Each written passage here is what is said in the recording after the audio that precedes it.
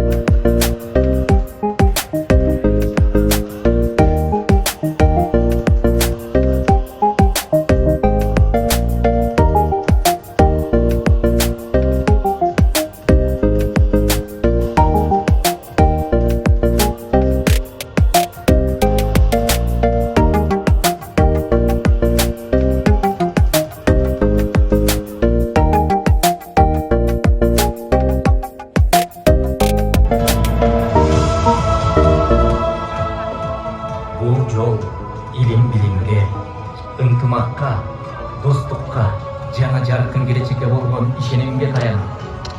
Ар бир жарандын жоопкерчилиги, ар эмгеги, жана таза ниети аркылуу гана татыктуу, оң корулат. Ассаламу алейкум, урматтуу мекендештер, урматтуу кыргызстандыктар, карабаңыздар. Жалпыңыздардын эртеңки кирип келе жаткан 34-чү эгемендүүлүк майрамыңыздар менен куттуктап кетебиз. Урматтуу мекендештер, жалпы кыргызстандыктар буйруса Жалал Абад шаарында болуп көрбөгөндөгүдөй өтө чоң майрамга өтө чоң кызуу даярдык болуп атканын бир жумадан бери көрүп атабыз. Чындыгында бир мамлекеттик деңгээлде керемет бир майрам өтүүнүн алдында турат. Андыктан урматтуу мекендештер, урматтуу бир туугандар, эртең 30 август күнү күндүзү саат 9:00 ушул Эркиндик паркында турам. Ушул жерде эртең менен 9-дан кечки саат 6-га чейин могул жерде концерт өтөт. Бул жакта жарманкелер болот, мынандай иш-чаралар болот. Анан кечки саат 18:00 кийин туугандар жаңы администрациянын алдында, ал жерде президентибиздин катышуусунда чоң гала концерт, чоң мареке, чоң иш-чара болот.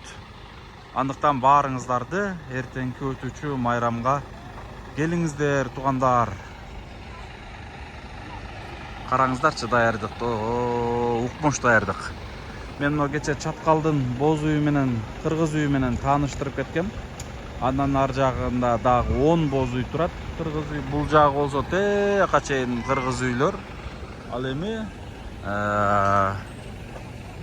оң тарабында уже жарманке бүгүн башталыптыр туугандар. Мынакей бүт.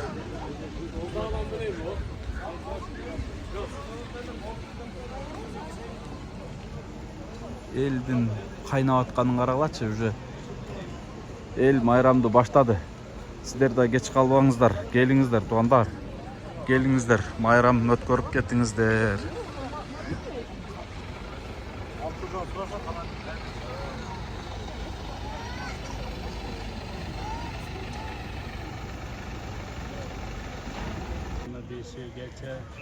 Ассаламу алейкум, да бир жолу урматтуу мекендештер. Буюрса эртең 30 август 2025 жыл 34-чү эгемендүүлүк майрамына кызуу даярдык жүрүп аткан учур. Даярдык буюрса бүгүн толугу менен даяр көрүнүп турат. Жок эле дегенде бир 5 күн бийчи, ырчы чорчулар даярдык көрүштү окшойт. Студенттер, миңден ашуун студенттер даярдык көрүштү. Эми урматтуу мекендештер, урматтуу бир туугандар, эртең мына ушул жерде керемет бир чоң концерт жана президенттин катышуусунда ушул администрациянын ачылышы, тапшыруу аземи өтөт. Эгемен майрамыбыз баарыбызга кут болсун. Урматтуу мекендештер, кадырлуу кыргызстандыктар, дагы бир рет баарыңыздардын 34-чү эгемендүүлүк майрамыңыздар менен чын жүрөгүбүздөн куттуктап кетебиз. Жалпы кыргызстандыктар, жалпы мекендештер, эртеңки кирип келе жаткан майрамыңыздар менен майрам баарыбызга, жалпы Кыргызстан элине, кыргыз мамлекет өлкөбүзгө кут болсун. Урматтуу мекендештер, мен жалпы Жалал Абад шаарынын тургундарына, жердештериме, жалпы ушул жердеги жарандарга терең кайрылып кетерлим. Эртең 30 август күнү эгемендүүлүк майрам өтүүнүн алдында турат. Мына эртеңки майрамга Кыргызстандын булуң бурчунан, 7 областтан, жада калса башка мамлекеттен дагы туристтер келүүсү күтүлүүдө. Андыктан урматтуу Жалал Абад шаарынын тургундары, жердештерим, кеңпейил, меймандос, кичпейил мекендештерим, баарыңыздардан бир кайрылып кетерлим. Эртеңки майрамды эң негизи аман эсен, тынч, жогорку деңгээлде өткөрүп алыштык. Бул жалпы ушул жердеги жумурай журттун дагы түздөн түз тиешеси бар. Анткени өзүбүздүн жакшы жагыбызды көргөзөлү, өзүбүздүн маданиятыбызды, өзүбүздүн ынтымагыбызды, өзүбүздүн биримдигибизди, өзүбүздүн бир кеңпейил меймандостугубузду, келген конокторго кабагыбызды бүркөп эмес, бир күлүп, жайнап, бир келиңиздер деп айта албасак дагы бир жакшы маанай менен конокторубузду узатып алыштыкты баарыңыздарга мен кайрылып кетерлим. Анан келген конокторго дагы баса белгилеп кайрылып кетем. Урматтуу, жалпы эртең 30 август күнү Жалал Абад шаарына эгемендүүлүк майрамын көрө турган жалпы коноктор, урматтуу мекендештер, кыргызстандыктар, бардыгы өзүбүздөн турат негизиненчи. Адам өзүн сыйлабаса, өзгө эч качан бизди сыйлабайт. Ошондуктан урматтуу жалпы эртең майрамга катышуучу туугандар, коноктор, мекендештер, өзүбүздү тазалыгыбызды, жакшылыгыбызды, жакшы жагыбызды көргөзүп кетели ушул жерге келгенден кийин. Анан баягы биз ушундай бир мурда кийин адатыбыз бар эле, семчканы чегип, талаа таштап, бөтөлкөлөрдү таштап, мусорго айландырып, ушундан алыс бололу дейт элем да. Мына азыр могул көрдүңүздөрбү? Канча миңдеген жаш балдар ойноп жүрүшөт. Эч кандай бир мусор көрүнбөй атабы. Эртең майрамдан кийин дагы так ушундай ушул площадьтын асты, ушул жаңы администрациянын асты, ушул урматтуу мекендештер, ошол көрүнүп турган жалпы жылтырап турган керемет жер так ушундай тазалыкта майрамды өткөрүп алыштыкты насип кылсын баарыбызга. Негизи ушундай бир мааракелерде баягындай ортодон бөйрөктөн шыйрак чыгаргандар дагы жок эмес чыгат, билесиздер. Мына ошолордон болбойлу. Бир кумалак май, бир карын майды чиртет дейт. Бир инсандын айынан жалпы Жалал Абад эли ушундай экен деген бир жаманатка конбойлу.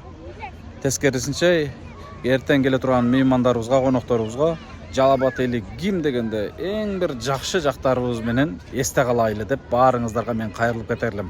Андыктан жалпы келе турган коноктор, жалпы мекендештер, кыргызстандыктар, Жалал Абад өтө эле алыс эмес. Жалал Абад шаарынын так борборунда эртең керемет бир 31 августка карата эгемендүүлүк, 34 эгемендүүлүк майрамы өткөнү турат. Ошондуктан баарыңыздарды чакырып кетебиз. Мындай чоң деңгээлдеги майрам мындай саналуу эле болсо керек Кыргызстаныбызда. Ал эми Жалал Абад өрөөнүбүздө, жерибизде алгачкы ирет болуп атат.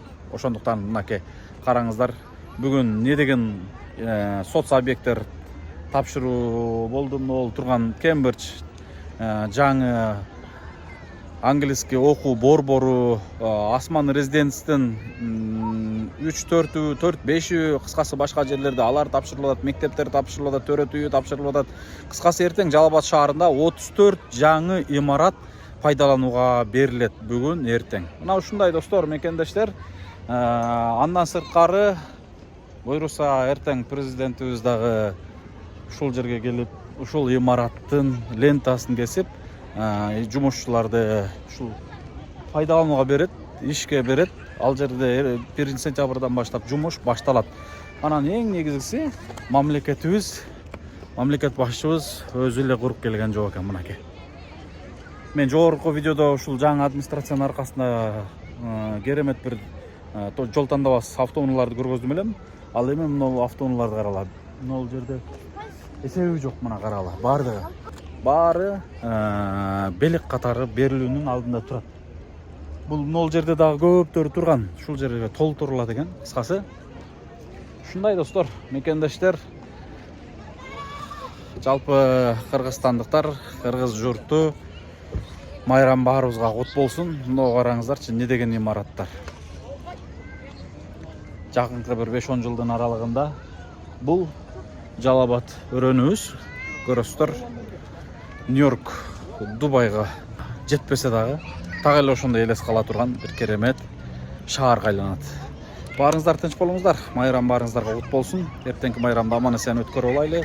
Аманчылыктарда көрүшкөнчө 34-чү эгемен майрамыбыз жалпы кыргыз мамлекетине, кыргыз журтуна кут болсун. Жылда ушундай керемет майрамдарды өткөрүштүктү Аллах Таала насип кылган болсун. Эли журтубуздун маанайы бүгүн, эртең, бүрсүгүнү кандай болсо, так ошондой дайым маанайда жашообуз Кыргызстанда, эл журтубуздун жашоосу улана берсин иншалла. Салам алейкум.